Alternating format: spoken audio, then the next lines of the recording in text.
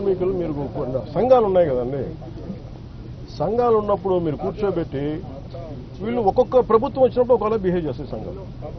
నాకు ఇబ్బంది ఏముందంటే సంఘాలు అనేవి ఇర్రెస్పెక్టివ్ ఆఫ్ ఏ ప్రభుత్వం వచ్చింది ఏ ప్రభుత్వం పోయింది అనే కంటే కూడా సంఘం కార్మికుల సంక్షేమం కోసం ఇర్రెస్పెక్టివ్ ఆఫ్ మనం ఎవరు బాగా చేయగలం అని ఆలోచించాలి తప్ప మీరు వైసీపీ వచ్చినప్పుడు కాంప్రమైజ్ అయిపోయి వైసీపీ వచ్చినప్పుడు ఈ స్థలాలని మనం ప్రైవేటీకరణ చేసేద్దాం వాళ్ళతో కుంభకి ఇవి నేను వాస్తవంగా చెప్పగలను. ఆ రోజు నేను కూర్చున్నప్పుడు ఎందుకు ఇంత బలంగా మాట్లాడగలంటే ఆ రోజు నేనే నోరు తెరిచి అడిగితే ఒక్కరు చేయొచ్చు. సో అందుకని మొదటి రక్షణ కవచం ఎవరు సంఘాలు ఈ పొలిటికలైజేషన్లోనో లేదంటే మన పార్టీ రాజకీయాల్లో పడిపోయి నిజంగా కార్మికుల సంక్షేమం ఎంతవరకు ముందుకు తీసుకెళ్లారనేది కూడా నాకు వాళ్ళతో కూర్చొని నేను మాట్లాడతాను సార్. నేను I don't try to shy away or shun away. Sir ఇప్పుడు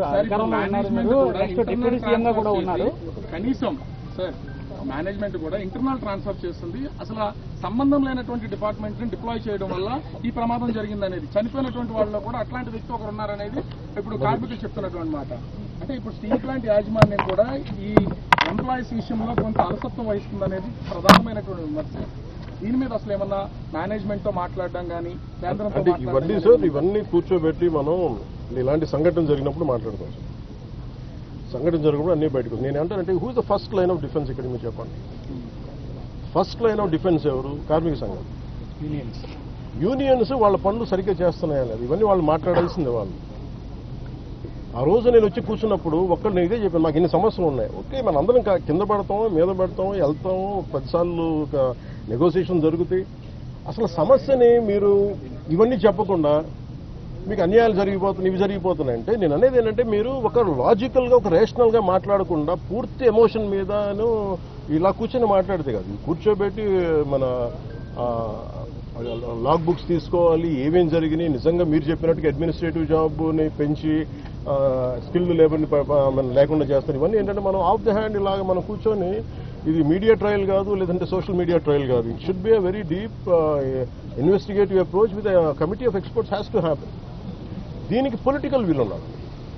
దీనికంటే మేము నేను ఈ రోజుకి చెప్తాం కదా, ఇండివిజువల్గా మేము యాజ్ జనసేన పార్టీ ఈరోజు మేము ప్రభుత్వంలో భాగస్వామ్యం అయినా కానీ మేము ఎక్కడ దీన్ని షన్ చేయట్లేదు.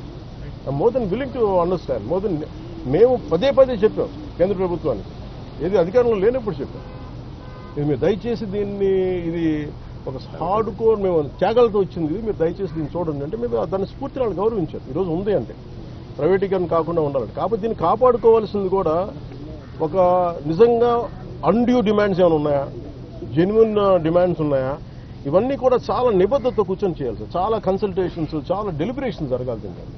అందుకని నాకు స్టీల్ ప్లాంట్ చాలా అద్భుతంగా ఉండాలి, ఇలాంటి ప్రమాదాలు జరగకూడదు అనేది మా అందరి ఆకాంక్ష.